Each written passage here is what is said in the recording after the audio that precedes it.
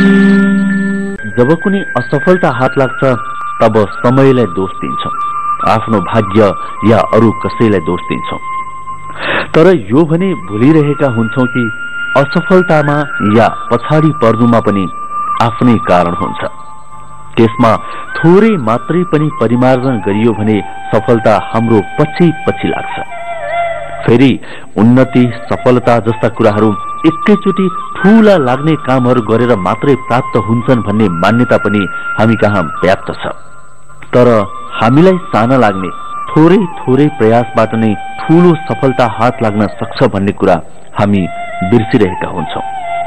हजुर, यस्तै सफलताको ज्वलन्त नमूना बनेका छन् नवलपरासी गैंडाकोटका यी युवा खेमराज सापकोटा। बाटोमा बसेको एकजना माग्नेको मृत्युबाट पाठ सिकेर आफ्नै ठाउँमा, आफ्नै जिल्लामा दिनको 50 पैसा अर्थात महिनाको 15 रुपैयाँ संकलनबाट अभियान शुरू गरेका हुन् खेमराज सापकोटाले। तमाम समस्याका बावजुद उनको यो प्रयास अहिले एक सफल सहकारी, स्कूल, बैंक, रेडियो आदिमा परिमार्जन भएको छ। त्यसैको एक उल्लेख्य र महत्वपूर्ण उपलब्धि बिकु बचत तथा ऋण सहकारी संस्था लिमिटेड, जहाँ अहिले 65 करोड़ रुपैयाँ पुँजीको रूपमा छ। एउटा सहकारीमा 65 करोड़ रुपैयाँ, त्यो पनि दिनको 50 पैसाको दरले जम्मा पारेर शुरू गरिएको अभियान, जहाँबाट न्यूनतम ब्याज दरमा बिना धितो ऋण लिएर नवलपरासीका हजारौं व्यक्ति एवं परिवारहरूले नयाँ जीवन पाएका छन् आर्थिक उन्नति मार्फत। मैले 2044-45 सालमा त्यति बेला साई औषधि लिमिटेड काठमाडौँमा जागिर खान्थे। त्यो जागिरको क्रममा म चाहिँ वीर हस्पिटलको पछाडिपट्टि एउटा घरमा डेरामा बस्थेँ र हामी हिँड्ने बाटोमा सधैँ जसो एकजना माग्ने मान्छे केही 2-4 पैसा माग्दै आफ्नो जीवनयापन गरिराखेको देख्थेँ। अलिकति पछाडि जाडो महिना लाग्यो, त्यो मान्छे चाहिँ अलि हिँडडुल गर्न कम सक्ने भयो। वरिपरि कागजपत्रहरू बटुल्ने, त्यसैलाई आगो ताप्ने, पुरानो कपडा ओढेर बसेको देख्थेँ मैले। बाटो हिँड्दा हामी, म पनि सुगामोर 1 रुपियाँ पैसा दिने हिँड्ने गरिन्थ्यो। एक दिन चाहिँ अनायास बेसरी जाडो बढेको बेला त्यो मान्छे आगो ताप्दै गर्दाखेरि अलिकति डढेछ, पोलेछ उसलाई। अनि त्यो मान्छे त्यहाँ घाइते भयो र त्यसको 2-4 दिनपछि उसलाई कसैले त्यहाँ उपचार गरेको पनि देखिएन। त्यो मान्छे त्यतिकै अलपत्र रह्यो र केही दिनपछि मृत अवस्थामा देखियो। अनि पछि यसो हेरेको, त्यो बाटो हिँड्दा देखेँ ओहो त्यो मान्छे मरेछ भनेर मलाई पनि दुःख लाग्यो, धेरैले दुःख व्यक्त गरे। र त्यो दिन चाहिँ उसलाई थुप्रै पैसा दिएको, उसको लासमाथि राखेको, प्रहरीले पनि लास नउठाएर अलिबेरसम्म कपाल छोपेर राखेको, त्यहाँ धेरै पैसाहरू जम्मा भइराखेको उनीहरूले हेरिराखेको देखेर चाहिँ मलाई अलिकति नराम्रो लाग्यो। यो कस्तो संवेदनशीलता हो मान्छेको, आखिर मान्छेको जिन्दगी के रहेछ, यस्तो दुःखमा पनि मान्छे मर्दाखेरि पनि अर्को मान्छेले टुलुटुली हेरेर बस्न सक्दो रहेछ। त्यो घटनाले चाहिँ मलाई अलिकति गाउँतिर सोच्न, आफ्नो जीवनकै बारेमा सोच्न अलिकति बाध्य बनायो र मैले निर्णय गरेँ कि अब म एउटाले जागिर खाएर भन्दा पनि म फर्किनुपर्छ र सामाजिक काम गरेर म जस्तै धेरै अरू समुदायको मान्छेका लागि काम गर्नुपर्छ भन्ने कुरा मनमा राखेर चाहिँ म त्यहाँबाट फर्केँ। दर्शकवृन्द, नेपाल शान्तिकोश र नेपाल टेलिभिजनको संयुक्त प्रयास कार्यक्रम शान्तिदूतमा हामी यस्तै कर्मशील अनि समाजसेवी युवाहरूका बारेमा प्रस्तुत गर्ने गर्छौं। अर्थात समाजमा प्रत्यक्ष अप्रत्यक्ष रूपमा शान्ति स्थापनामा सहयोग गरिरहेका व्यक्तिहरूका कर्मलाई अनि ती व्यक्तिहरूका विचारलाई प्रस्तुत गर्ने गर्छौं। खेमराज सापकोटा, जसलाई आज हामी यो कार्यक्रममा प्रस्तुत गर्ने प्रयास गरिरहेका छौं। कर्मले मान्छेलाई वास्तविक मान्छे बनाउँछ, जिन्दगी सफल बनाउँछ, समाजको उन्नति गराउँछ, त्यहाँ शान्ति स्थापना गराउँछ भन्ने कुरा खेमराज सापकोटाले प्रमाणित गर्ने प्रयास गर्नुभएको छ।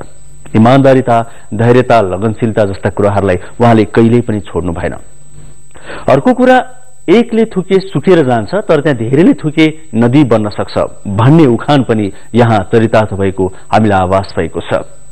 दिनको 50 पैसा संकलन गरेर शुरू गरिएको त्यो अभियानले अहिले यति ठूलो रूप लिएको छ कि नवलपरासी जिल्लाका कैयौं व्यक्तिहरूको जीवनस्तर माथि पुर्याउन त्यसले सहयोग गरेको छ। प्रदेशका विभिन्न भागमा यहीको कुरालाई सिको गरिएर यस्तै खालका कामहरू पनि सुरुवात गरिएको छ। त्यसैले हाम्रो भाषामा भन्नुपर्दा खेमराज सापकोटा एक वास्तविक शान्ति दूत हुन् भन्दा सायद अत्युक्ति हुँदैन।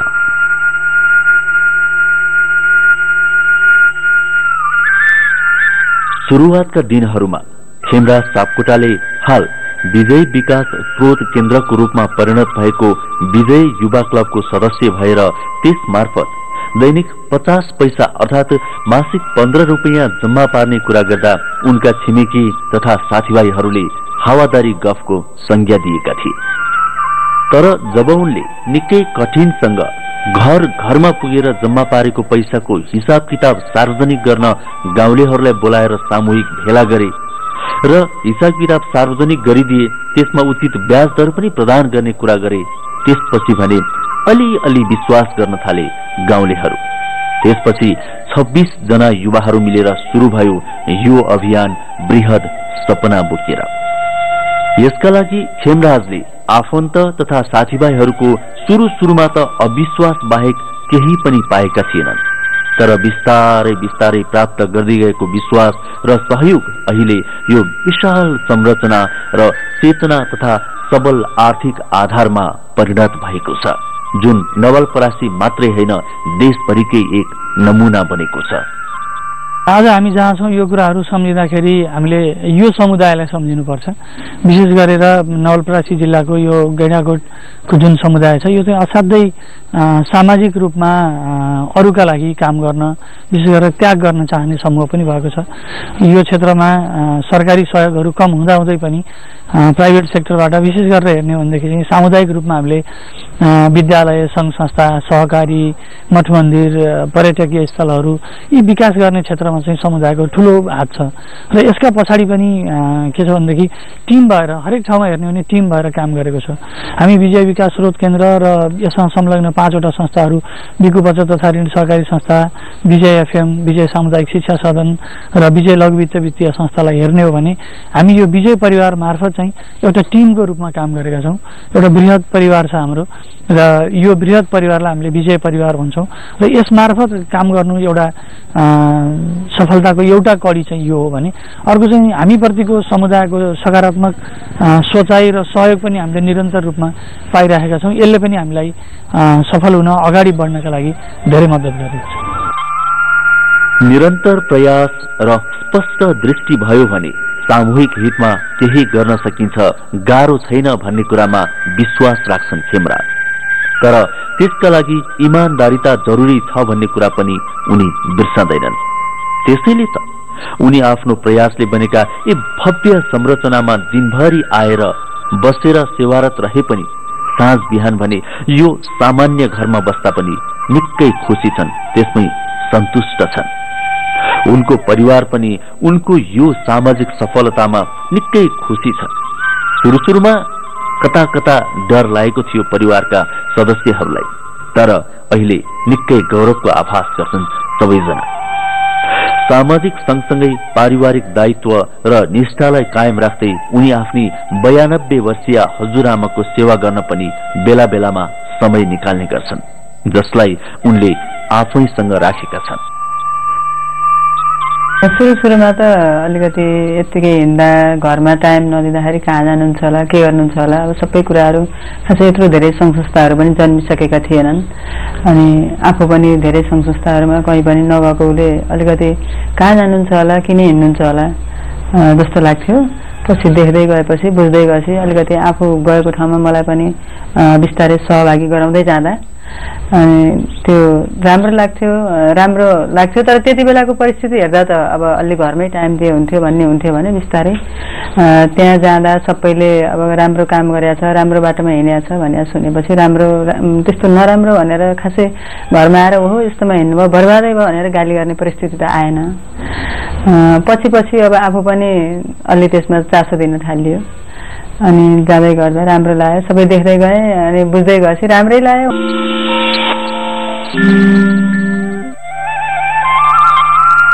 कुनै दिन आर्थिक अभावले छटपटाएका नवलपरासीका विशेष गरी विपन्न वर्गका व्यक्तिहरूलाई 7 लाख रुपैयाँसम्म बिना धितो ऋण प्रवाह गर्छ बिकु सहकारीले, जसमा महिलालाई बढी प्राथमिकतामा राखिएको छ।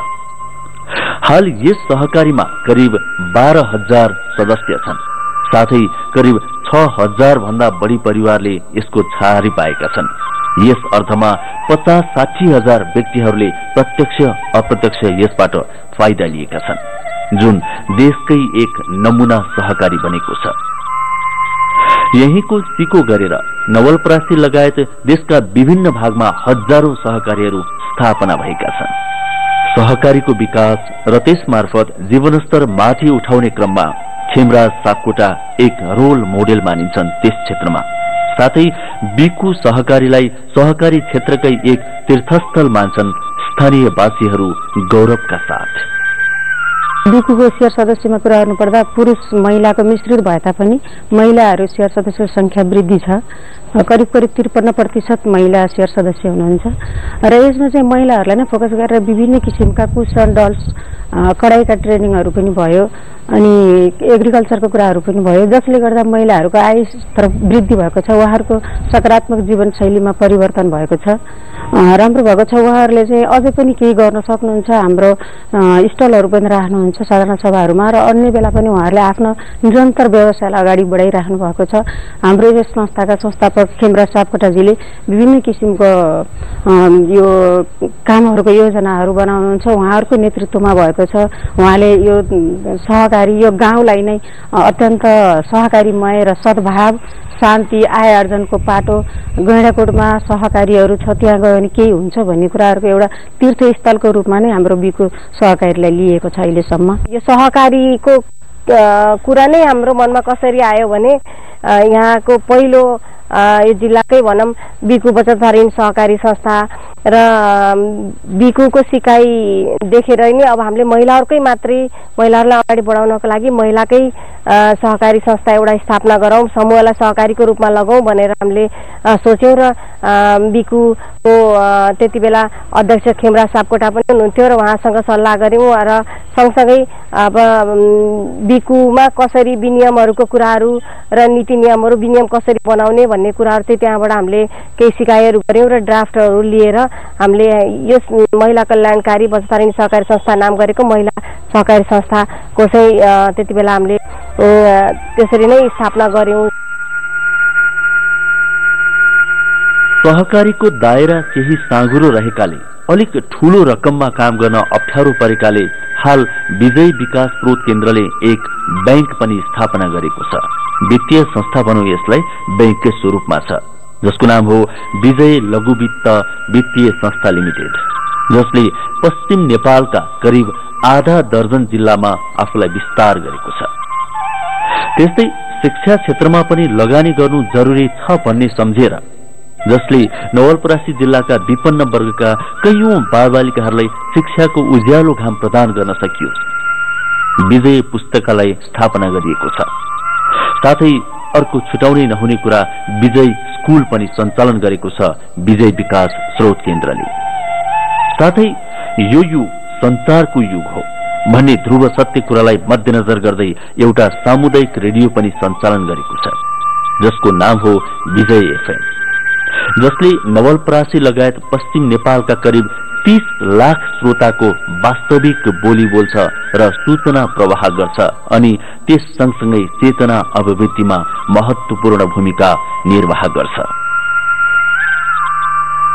सकारात्मक उदाहरणहरू अनि त्यसपछि गएर मानिसलाई काम गर्नको लागि उत्प्रेरित गर्ने कुराहरू, विशेष गरेर युथ इन्गेजमेन्टका कुराहरू अनि सोशल मोबिलाइजेसन अनि सँगसँगै कोअपरेटिभको माध्यमद्वारा कसरी सोसाइटीलाई युनाइट गर्न सकिन्छ भन्ने कुरामा चाहिँ उहाँको ठुलो योगदान छ र हामीलाई यहाँ सहज रूपमा बसेर इन्जोय गरेर काम गर्नको लागि पनि उहाँले निकै नै बढी मोटिभेट गर्नुहुन्छ र कुनै पनि नयाँ कामको लागि हरेक बेला जुनसुकै बेला पनि उहाँले इन्करेज गरिरहने अनि नयाँ काम गर्न खोजी गर्ने उहाँको चाहिँ त्यो जुन बानी छ त्यो चाहिँ असाध्यै मनपर्ने कुरा हो र हट हुने तरिकाले र यो कुरा भएन भनेर सिधै कसैलाई पनि इन्कार नगर्ने।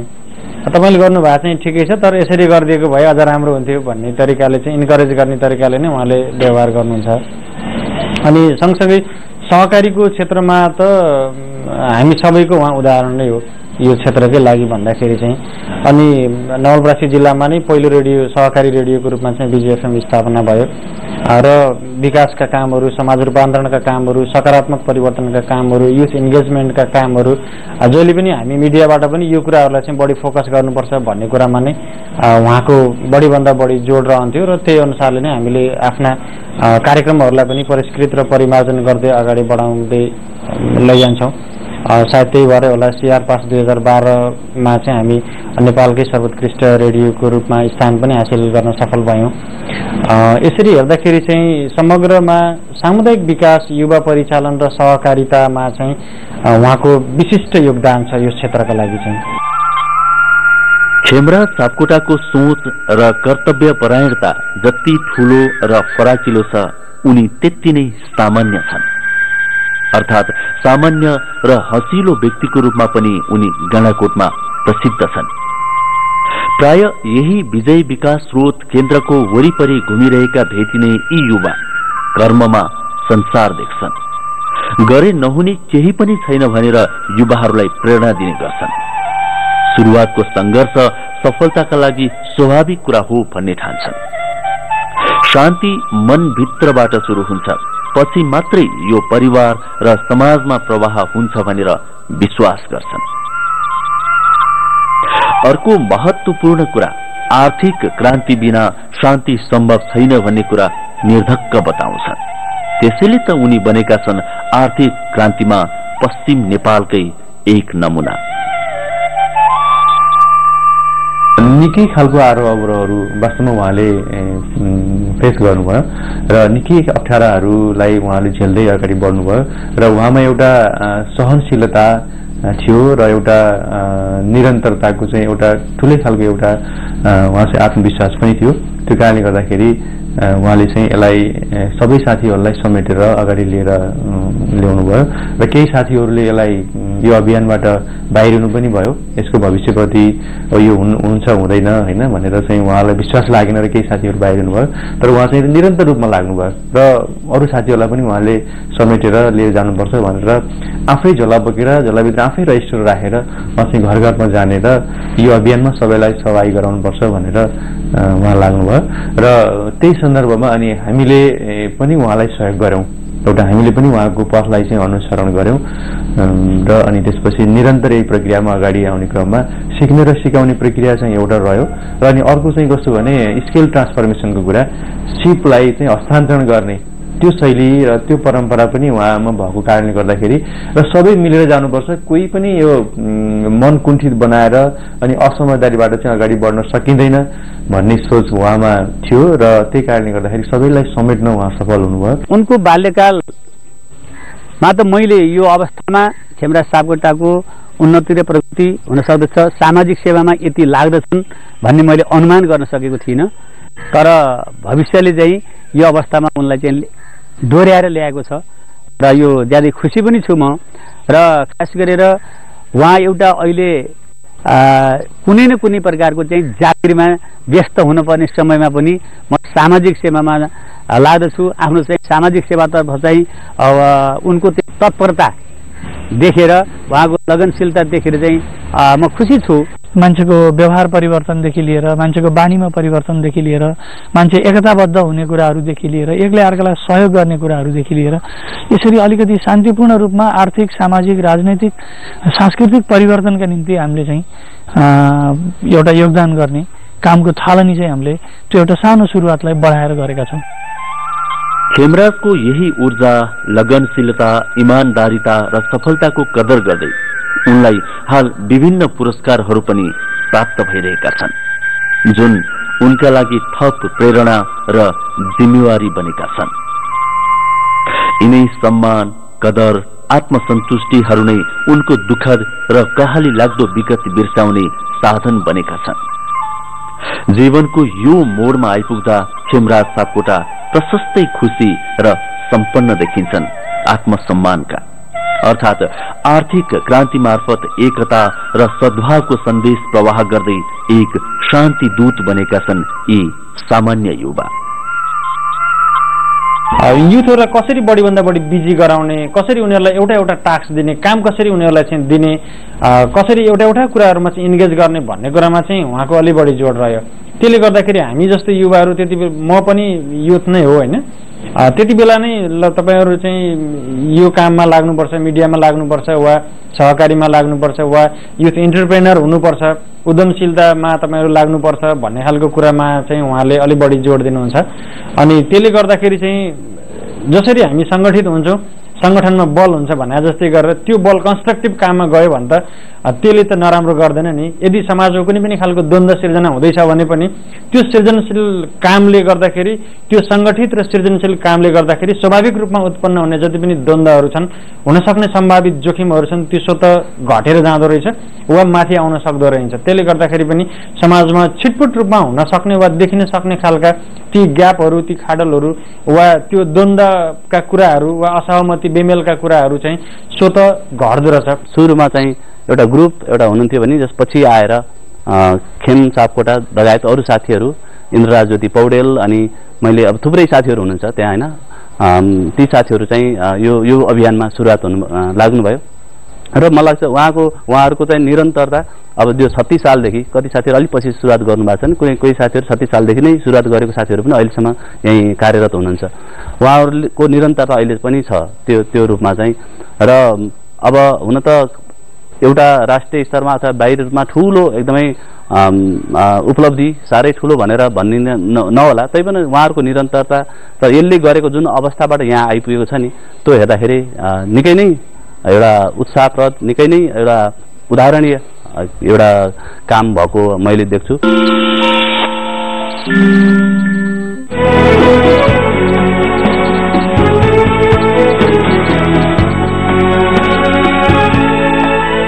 त्यो मान्छे त्यहाँ घाइते भयो र त्यसको 2-4 दिनपछि उसलाई कसैले त्यहाँ उपचार गरेको पनि देखिएन। त्यो मान्छे त्यतिकै अलपत्र रह्यो र केही दिनपछि मृत अवस्थामा देखियो।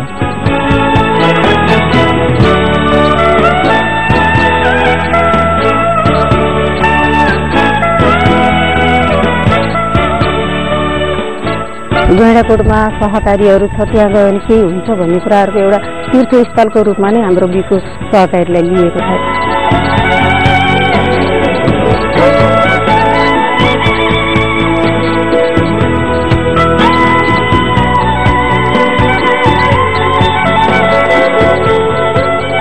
त्यो सङ्गठित र सृजनशील कामले गर्दाखेरि स्वाभाविक रूपमा उत्पन्न हुने जति पनि द्वन्द्वहरू छन्, हुनसक्ने सम्भावित जोखिमहरू छन्, त्यो स्वतः घटेर जाँदो रहेछ। गोपाल योन्जन, जसको नाम नसुन्ने नेपाली सायदै होलान्, गोपाल योन्जनले आफ्नो एउटा सिर्जनामा भन्नुभएको छ, भूल हो तेरो टाढा भाग्नु, जीवनदेखि डराएर यहाँ हिँड्नेहरू नै लक्ष्यमा पुग्छन्, बस्नेहरू सब छाडिन्छन्। यदि लक्ष्यमा पुग्नु छ भने हिँड्न कहिले पनि डराउनु हुँदैन, आत्तिनु हुँदैन, अल्छी गर्नु हुँदैन। खेमराज सापकोटा पनि धेरैवटा बाधा अडचन पार गर्दै यो ठाउँमा आइपुग्नु भएको हो। उहाँले कहिले पनि आफ्नो कर्मभित्र इमानदारितालाई मिसाउन छोड्नु भएन। त्यसैले आज यो ठाउँमा हुनुहुन्छ खेमराज सापकोटा, नवलपरासी जिल्लाका सबैका माया र सद्भावका पात्र, जसका यी विचारहरू सबै युवाका लागि मार्गदर्शक बन्न सक्छन्। हामी शान्तिको कुरा गर्दाखेरि दुईटै कुरा हेर्छौँ, एउटा प्रत्यक्ष हिंसा पनि नभएको र अप्रत्यक्ष हिंसा पनि नभएको अवस्थालाई चाहिँ हामीले शान्ति भनेर भनेका छौँ। र हामीले गर्ने कामहरूमा व्यक्तिहरूलाई जोड्ने काम चाहिँ हामीले बढी गर्छौँ। सहकारिता आफैमा एउटा चाहिँ एकका लागि सबै र सबैका लागि एक भन्ने एउटा अवधारणा हो। त्यो अवधारणाले चाहिँ हजारौं मान्छेहरूलाई एक ठाउँमा राखेको छ। राजनैतिक रूपमा मतभेद भएका मान्छेहरूलाई, जातीय रूपमा चाहिँ कहिलेकाहीँ विभेद राखेका कुरा मान्छेहरूलाई एक ठाउँमा जोड्ने काम गरेको छ। र हामीले महिलाहरूको सहभागिता जहाँ कमी छ त्यसको विश्लेषण गरेर ती क्षेत्रहरूमा चाहिँ महिला सहभागिता बढाउनका लागि काम गरेका छौँ। जहाँ चाहिँ अलिकति बालबालिकाहरूका आवाज सुनिएका छैनन् त्यस्ता ठाउँमा चाहिँ उनीहरू नबोले पनि उनीहरूको कदर हुनुपर्छ। र प्लानिङदेखि नै विशेष गरेर गाउँ विकास समितिमा हुने योजना, जिल्ला विकास समितिमा हुने योजना र ती चाहिँ पछि छानिएर गएर राष्ट्रिय स्तरमा जुन योजनाहरू बन्छन् तिनमा पनि महिलाका, बालबालिका अनि असङ्गठित समुदायका, दलित जनजातिका कुराहरू चाहिँ आउनुपर्छ र जुनसुकै ठाउँमा पनि गरिबले विशेष गरेर प्राथमिकता पहिला पाउनुपर्छ भन्ने कुरालाई चाहिँ हामीले अगाडि राखेका छौँ, जसले गर्दाखेरि प्रत्यक्ष रूपमा चाहिँ हामी शान्ति प्रवर्धनका निम्ति काम गर्छौँ। र हामीले अर्को जोड दिने कुरा के हो भने शान्तिको कुरा गर्दाखेरि मान्छेले आन्तरिक रूपमा पनि शान्ति पाउनुपर्छ र बाह्य रूपमा पनि मान्छेले चाहिँ शान्ति महसुस गर्नुपर्छ। यो कुरालाई चाहिँ हामीले अगाडि राखेर काम गरिरहेछौँ। नेपाल शान्ति कोष र नेपाल टेलिभिजनको संयुक्त प्रयास कार्यक्रम शान्तिदूत आजको लागि अब सकिने आँटेको छ। यहाँले युट्युबमा पनि हेर्न सक्नुहुन्छ यो कार्यक्रम, जुन ठेगाना स्क्रिनमा आएको छ त्यो ठेगानामा भिजिट गरेर यहाँले हेर्न सक्नुहुन्छ र हामीलाई सल्लाह प्रतिक्रिया सुझाव पनि दिन सक्नुहुन्छ, जसलाई आधार मान्दै मार्गदर्शक मान्दै हामी अगाडि बढ्नेछौँ।